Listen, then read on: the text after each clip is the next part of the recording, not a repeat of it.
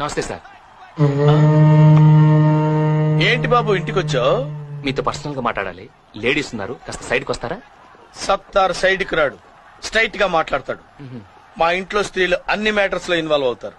मैं अंदर जाके कॉफी ले आऊं?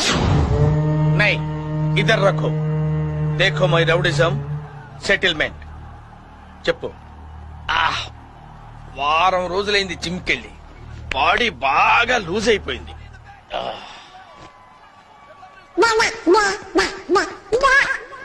ఏదో తేడాగా ఉందేంటి?